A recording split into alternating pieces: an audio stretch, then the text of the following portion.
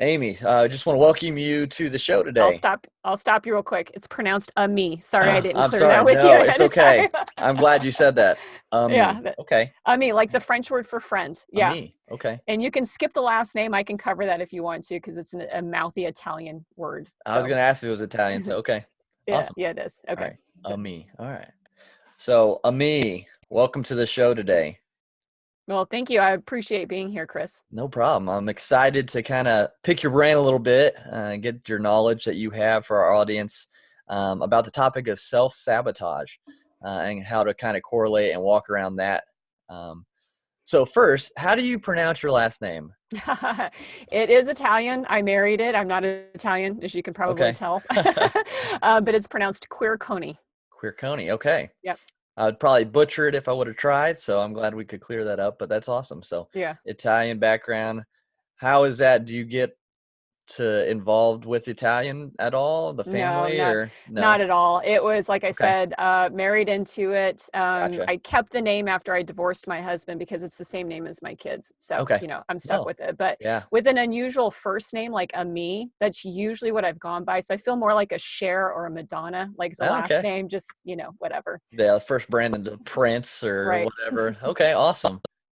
Well, again, you're the host of the podcast One Broken Mom, I believe, right? Is that Yep. correct? Awesome. Yep. So, I guess what kind of do you guys like discussing on that show? Um, what's your kind of niche as far for our audience knows when they look you up? Sure. Well, so I started the podcast a couple of years ago. I'm in the almost halfway through my midpoint of my second season. Its focus is on raising awareness about mental health, parenting, and self-improvement, which I know maybe for your business listeners might not sound like it's well connected, but I think as you and I talk a little bit about it, we'll be able to make those correlations to how the topics actually affect us in business.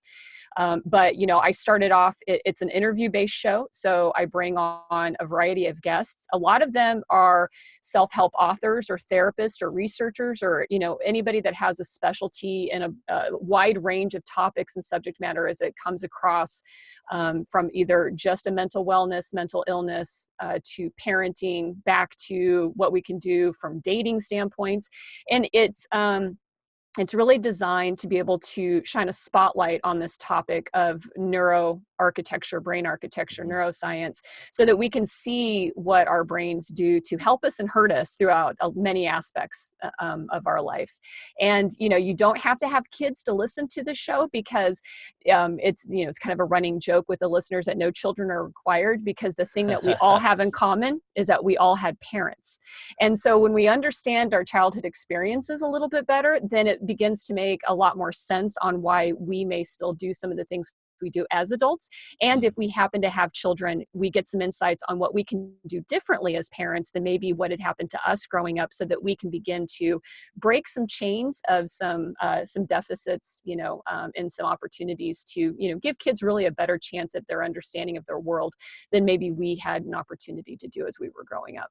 Yeah, that's awesome. I love the topic of like neuroscience and how the brain works and what happens in our past that correlates to how we act now or how someone acts now. So I think anyone could listen to that show and take a whole tangent of different things away in business and life in general. That's awesome.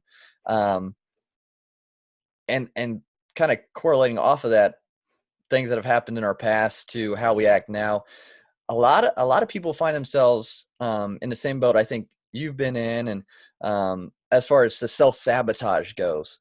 So kind of like, do you have your own definition of self-sabotage or kind of your own background with that at all?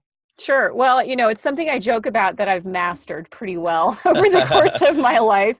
And the thing is that self-sabotage, really happens in two ways that I see a lot of people express it.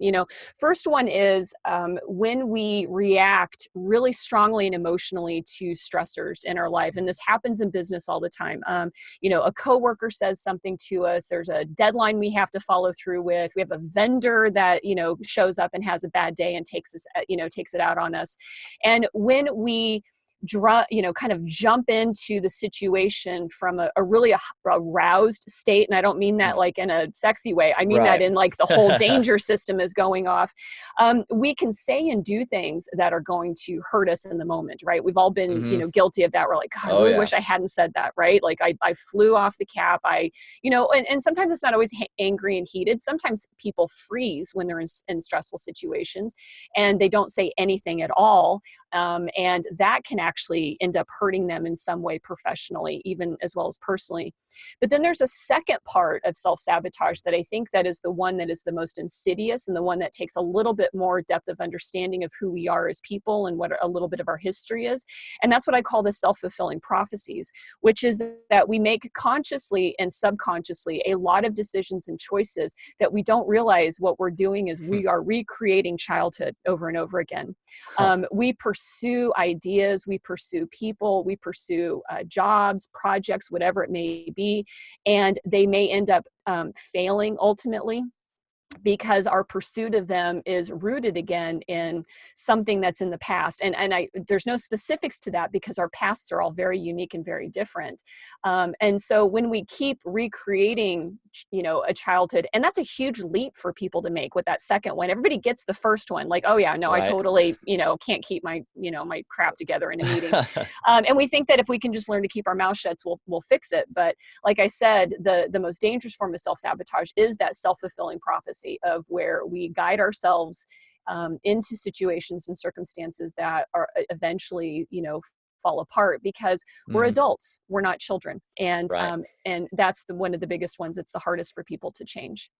Yeah. I think those deep rooted, I don't want to necessarily say issues, but problems that we might not have ever dealt with or had brought to the surface, be just because whether it be the stigma of the culture or whatever, they just weren't brought to light, and those just kind of erode away internally. I feel like causing us to just come and cause us to have more and more issues as we go about life, because there are triggers, there are things that we aren't aware of, and being able to kind of talk about those, I think that's important to see. And I thought it was a really good point you brought up about sometimes, even though we might not fly off the handle and say something that's going to bite us because of those, but the opposite of just not saying anything can cause some issues too. And a lot of people might not even think about that, or when they notice someone who gets real quiet in a situation and freeze, they might, oh, they're fine, they just didn't say anything.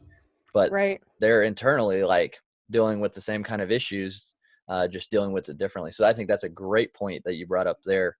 um, so what are some other um, triggers, I guess, have you done in your research that you've seen that are common, I guess, with people, if there are any, that can cause those, not relapses, but those issues to come forward again?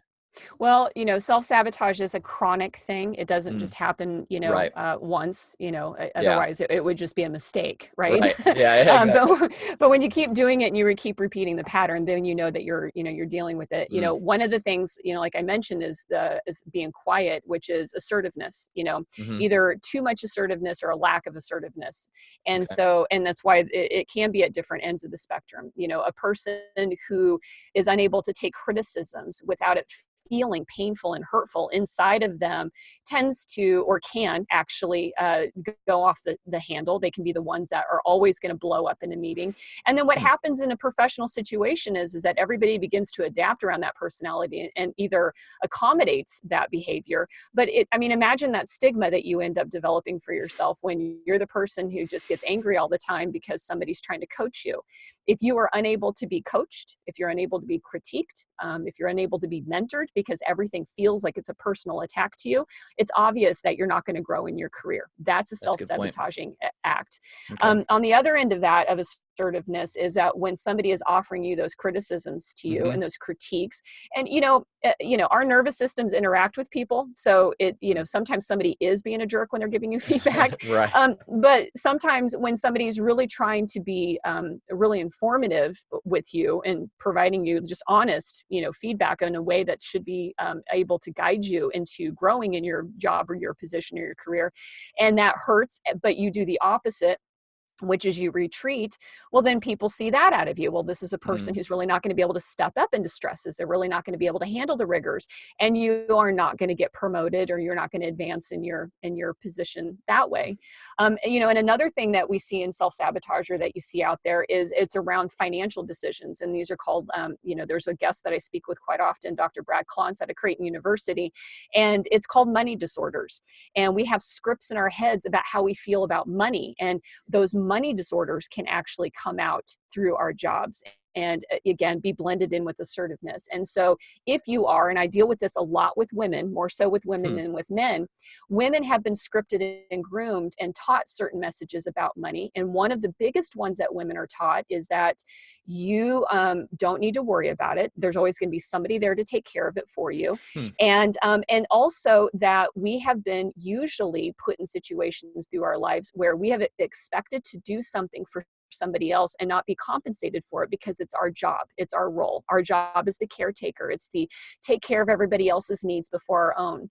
And you can have a well-educated, intelligent, strong, and confident woman who will still have difficulties walking into a room and negotiating a raise for herself, or a Hmm. salary bump, or take on more responsibilities and not get paid as much as the next person over to them, because it triggers inside of them those scripts and those unconscious messages that they received growing up. And that's always a startling part for somebody. And that's Right. self-sabotaging, right? Like, you Absolutely. never get enough resources to move ahead. You never get enough, you never get the financial freedoms to be able to do more and more with your life, because you are unconsciously making sure that you're never going to make a lot of money.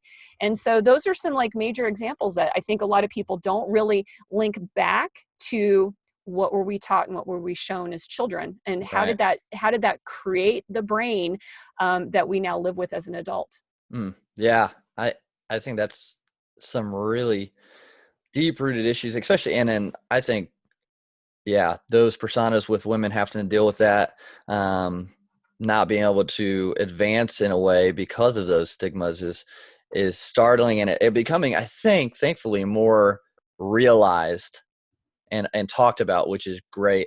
And I think one big one, with men, is the fact that, being emotional is such a bad thing. I think that was harped on so much even when I was younger, and even more so with my dad and my grandparents' age. Like, that's changing, and becoming a little bit more talked about. I think more people are understanding that it's okay to open up as men, especially, and to share those.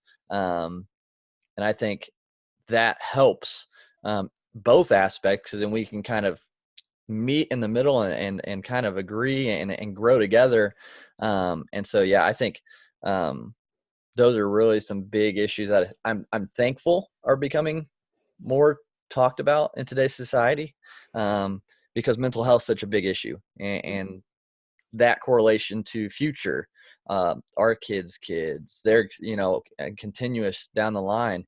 Um, and so how can people kind of maybe see that in themselves? Do you have any way or knowledge on what people can look for maybe in themselves? Yeah. Well, so one of the biggest things that when I do work sessions with Hmm. people, or even when I'm coaching one-on-one with business owners, and so while I do the podcast on mental health and wellness, the other part of my life, the reason why we're having a business discussion here, is that I've been Right. a business coach for a few years, and Yeah. I do speaking and training. And the first thing I'll start off the session with is, we're going to get ready to have a discussion. I'm going to bring up some points. And what I want everyone in the room to do is notice when your body changes. Okay. And so when we are triggered, our body is the first place that feels it, right? The hippocampus senses Hmm. danger. Yeah. It hears something, the eyes are picking up a body language. I mean, our brains are so perceptive, at Hmm. a level that we True. can't control, because it has to be, right? Our Hmm. brain has Yep. to work faster than, part of our mind does here. And so when we notice that something happens and somebody says something to us, if our first response is, and I use my example is I Hmm. feel it in my chest. my Okay. chest kind of like tightens up real quick. Gotcha. In sessions, I've heard people describe like they feel it in their jaws, or they instantly feel flush or Yep. red, sweaty, whatever it is. But we have a trigger, a feel, somewhere in our Mhm. body. And so what I tell everybody is start to pay attention to when that happens to you during the day at work, and then sit there and go, pull back and think Hmm. about it. I wonder why that just happened to me. What is it about the way that person said that? Is it about the expression on their face? Is it about, and that will start to pinpoint for you what those subconscious little, signals are that get you all worked up and Mhm. push you to the emotional spot of your brain, and can start to interfere with your abilities to communicate what you need to say, how you need to Mhm. say it, and do it in an effective way that's suitable for the business environment. That right there, when I did one of my sessions this past summer and I had a room full of women, and I said, okay, well, I'll notice this. Then through the course of the day, they kept bringing up, oh my gosh, I never noticed how often, like, Yeah. we weren't even having Right. stressful. I was just presenting information on a whiteboard, right? But Yep. when I would say certain phrases or talk about certain scenarios, you could almost see the room sometimes. And at the end of some of the sessions, I had to remind everybody to breathe, Right. because they were realizing that, oh my gosh, this is like drumming up. And so when we, like I said, that's number one. Do that for a few days at work and see if you can't start to, kind of get that sense, and even go home. Yeah. There is no such thing as a business brain and a non-work Right. brain. Right. Right. Whatever's going on at work is Yep. carrying over in home, just in different situations. Again, because our nervous systems interact with each other. And so Mhm. the way people trigger you at work is going to be a little different at home. But if something comes up, like the bill shows up on the counter and you like freak out a little bit, that's a trigger right there. Trigger. That's a Right. Yep. sign of something that you should explore. So does that make sense? Yeah, absolutely. And I think I've noticed just with myself personally, like my trigger or what I notice happens when I am triggered is the flushness that you talked about, like feeling Mhm. that flush, kind of almost lightheadedness kind of feeling in my head. So yeah, I've definitely noticed that, and uh, Well, and so more it's aware. amazing. Yeah. So what's going on is that we've all got an acute stress response system, Hmm. right? We call it our fight, flight, or freeze. Yep. We are wired one way or the other. Yep. And so, I'm a fight person. I Mm. notice that. So I will be the person that if unchecked, well, especially against somebody that I'm having a conflict with, can kind of go, way down that range. Right. And then there's people that just want to get out of the situation. Like Mm. when somebody is looking at them and they're giving them bad feedback, all they can think about is running. Now, Hmm. freeze is something that we tended to learn in childhood. Okay. So it's that response for just a moment where your brain is like, you can't fight because it's too dangerous. So we're Hmm. just going to hold steady. And then once the coast is clear, you can run off. And in order to activate that acute stress response system, again, your brain has to work at lightning speed, and it has to send signals and chemicals through the body. So your HPA axis starts flooding it. So the reason why you feel it physically is because the hippocampus and the amygdala are now sending and communicating back and forth with each other. And they're causing things like cortisol and adrenaline and all these other chemicals to flood through the body so that you can Hmm. do something. Yep. And that's why some people will feel it, and that's why I said feel that first, because that means your brain has picked up on danger that you haven't been able to cognitively, process yet. Right. Like a spidey sense almost in a way. That's Totally, all right. totally a My spidey sense. nerdy side coming out. But That- yeah, I mean, it's just like okay. protecting. I'm wearing Wonder Woman today, Hey, so nice. That's yeah, awesome. yeah, It's like I got my Captain America headphones, so we're good. yeah. We're good. We're totally good. Yeah, Marvel. I love Marvel. Yes, yes. But it's like I always hear or use the explanation of like cavemen back in the day, cavemen, fight or Mhm, flight, like and it's been around for hunter gatherers for forever. Like we've mhm, been that way. mhm. Um and so I and would and that won't change, and that won't no, change. yeah. No, I agree. Some people think that it's a primitive thing, like wisdom teeth Mm, that should just evolve out of our bodies, but the fact right. is that we're surrounded by danger every day. Yep. And our brain, it is, and in fact it's the part of the brain that formed first in the Mm, human species, and the prefrontal cortex, the front part that we use to make all of our really smart decisions, right? We mm-hmm. think we are. Yeah. This is the last part of the brain, and in this evolution of humans over the course of Mm, millions of years to actually be it's the newest. mm, And so this right here is the first to come online, and it's the first that we've ever grown. And so it is the most deeply ingrained part of our response system. And we can't think through all of our problems. If we did, we would die. So there are so Yeah. many autopilot functions that have to happen, and it has to happen in order to save our life, because it's ultimately our brain is designed to keep us alive. That's it. Yeah. And so whenever it senses danger, it's going to alert you to danger. And we run into danger or something that feels like danger to us everywhere, home, work, on the streets, wherever it is. Right. Yeah. I think, yeah, the brain is a crazy muscle. I think, and there's so much we don't know still about it. And I think, from my perspective, I believe in the creation and everything like that. And so, but still, just the vastness of the brain and how the autopilots that are created to take over, because like you said, we couldn't make all the decisions that we would have to. And I would definitely say I'm more of the kind of like the fight, quote unquote, fight part when it comes to those things. And my wife's definitely not. She's definitely the opposite, which I guess that works together sometimes. But yeah, just seeing the differences in people and picking up on those as well. I think it's a big deal, especially parenting and business, being able to tell the difference between those two with those that you're working with or living with or whatever might not or might be to work together better.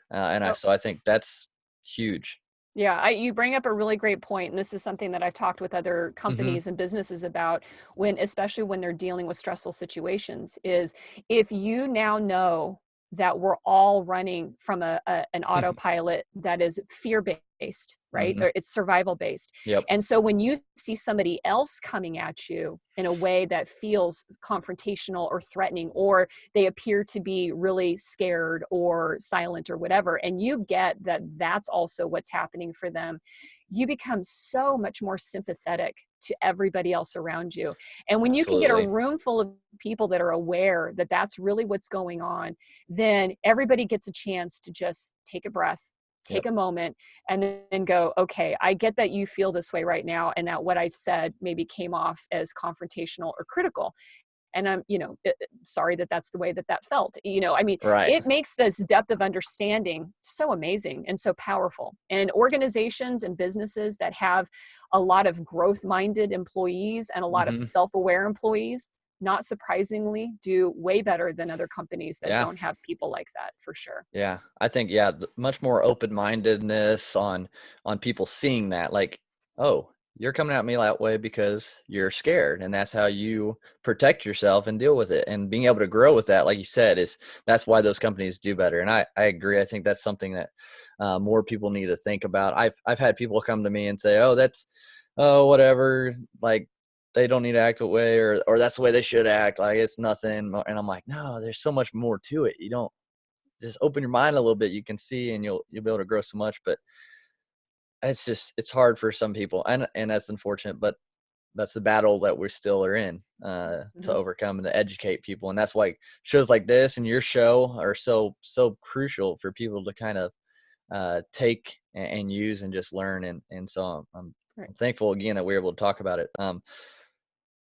So I guess, what are some positive ways that we can maybe turn that self-sabotaging nature around, or maybe get like a little bit more control? Like we said, the brain is a huge thing, but what would be some ways we could kind of better ourselves with that? Well, yeah, and that's a great question. The first thing, like I said, is learn to start to sense your body and pay attention to your body. Don't Yeah. push that away when it happens. Hmm. And so once you start to do that, then the next step is learn how to take a breath and take some time before you respond to something. And it's okay to tell somebody, like, listen, hey, I think I need a minute to think about this. Like, and Right. before you go and do and react in a way that you're going to regret later. And remember, reacting in a way that you'll regret later doesn't mean you yelled at somebody. It could mean that you didn't say something. And so if Exactly. you need to actually give yourself some time to be able to say the thing that you want to be able to say, then be ready to do that. Because a lot of times we end up just responding too quickly to something. And then, because like I said, part of self-sabotage is this self-fulfilling prophecy that you're never going to, that you'll Mm, keep repeating. yeah. I think one of the other things is that you need to be able to be willing to sit down and to call out your own BS. Mm. Because it is a chronic problem. It means there's patterns to it. And it's a math problem. That's what I tell everybody. Self-sabotage is a math problem. When you keep seeing the same pattern over and over again, it's no longer everyone else's issue. It's your issue. You're the Mm, common denominator in this math equation. that's good. And so that's one of the biggest things to do, is to be able to take some accountability. It doesn't mean start blaming yourself, start generating and beating yourself up, with guilt and shame. It means just be accountable for that, and I say try is an Right. operative word, Right. but Yeah. do your best to do it in a way that you're not again hurting yourself, but you're really being objective, and don't hold back. And sometimes that can be really difficult for people to do. And so this does take practice. And what I mean is sometimes the first voice that comes out of your head when you're saying, hey, you shouldn't do that, is the critical voice. And that critical voice belongs to somebody in your background, in your past. And if you can Mm. start to figure out, what am I doing? Like, okay, I seem to always be in this situation. Who are these people? And do they look a little bit like some people I grew up with? And like I said, that's a huge leap. And when you Yeah. can make that huge leap, oh my gosh, your whole world changes after that point. And so it's, listen to your body and pay attention to it. Take your time, and then start to be able to call out your own BS. And when you start Nice. going down that path, self-sabotage will start to end very quickly for you. Yeah, that's awesome. And I think, like you brought up about I call it negative self-talk, but when you get like, oh, dummy, why you do that kind of thing, like forgetting that, like people make mistakes, and trying to build those good affirmations, because we all struggle. We're all non-perfect people out here. But we don't need to break our own selves down. There's enough people out there that would gladly do that for us, unfortunately. So we need Mm-hmm. to have that self-talk that's positive, that helps build us up, so we can take those steps of healing. And that way, if we're more healthy, then we're able to reach out and help other people, in our business, in our social life, in our families. And so, no, those are great action steps that we can take. Mm-hmm. Just taking that time, taking a breath, and then knowing when it is us, is a huge one. Like you always hear, um, stating you have a problem is the biggest and hardest step sometimes, and being able to realize that, that's a huge step in the right direction, Mm-hmm. And for sometimes you healing. you are the problem. Yeah. Yeah. Sometimes, and that's, and that is a big deal to, respond to. And the reason why this will work is because, we are dealing with electrical signals in the brain. And the Hmm. great thing about the brain, and a lot of people don't know this, so you talked about, like, there's so much that we're learning, and so much Oh yeah. we've learned in just the last 20 years. Yep. And that is, when you stop using certain pathways in the brain will prune those out. And so if your response system has been something you've been working with, and in dealing with, or kind of letting it go on autopilot for 20, 30 years, and you stop doing that, and you take that time, what that time is doing is it's helping you create a new Mm. neural pathway. Yep. And once you start training yourself to use that pathway, and then the other one doesn't become such an automatic response to you. And so Exactly. that's why it is taking that breath, taking that time between it. And it's a conscious decision, and you're not going to get it right the first time. You're going Absolutely. to Yep. stumble and fall on it. But as long as you keep at it and keep practicing it, just like learning any skill, whether it's learning how to play the drums, riding the bike when you were a kid, speaking a foreign language, being able to stop this that goes on inside of us is the same thing. And you just need to be practiced. And then, take it easy on yourself. Like, if you Yeah. need to start to create two voices, here's the old voice in there that was your critic, here's your new Yep. voice going. This new voice should sound like a parent. It should sound like, your loving mom, like, Yep. hey kid, it's okay, don't worry Yep. about this, you got it, we'll do this again. So No, that's perfect. Yeah, I was gonna say the same thing. Kind of like what we feed grows, mhm, how we tend it. And so if you're always putting those negative synapses, letting those pathways be fed by what we're doing constantly, the same repetition, they're just going to get stronger. Just like a muscle, you train this muscle over and over, it's going to get stronger. But if you neglect another muscle, it's just going to kind of hang out and just be kind of weak. And mhm, so if you can create those new pathways, like you said, and just use them and use them and use them, strengthen those, and then that becomes almost the normal then eventually.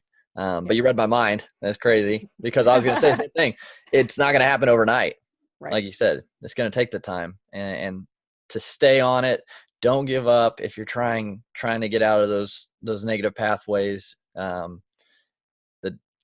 the dawn is darkest, or the night is darkest just before the dawn. Mhm. So don't give up if you're out there listening to this and you're struggling with it. So, yeah, I think people just need to take that first step. I think that's huge. And now, is there things, I know obviously your show, so if people want to find out more about uh, just self-sabotage or mental pathways, psychology, how to lead better, how to parent better, how to just be better in general, they can go to One Broken Mom podcast, your website, which will be in the show notes.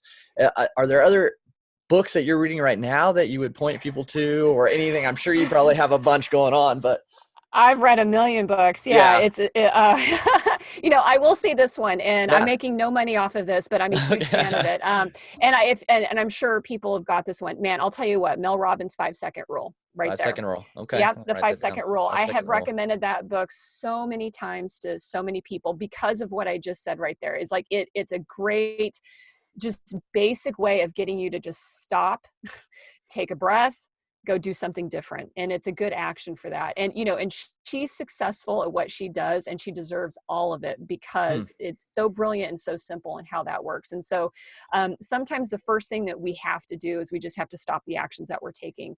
And Yep. then once we stop the actions that we're taking, then it's worth the exploration, right? It's worth getting in Absolutely. and digging Yeah. in.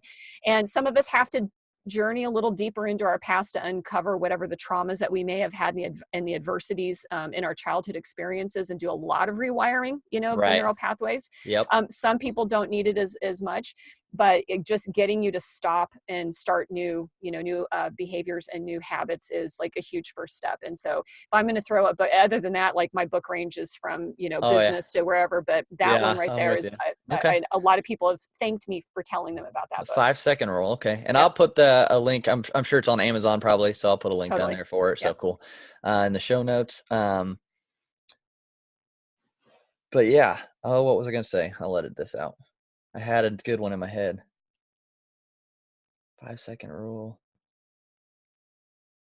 Doggone. It was a good one.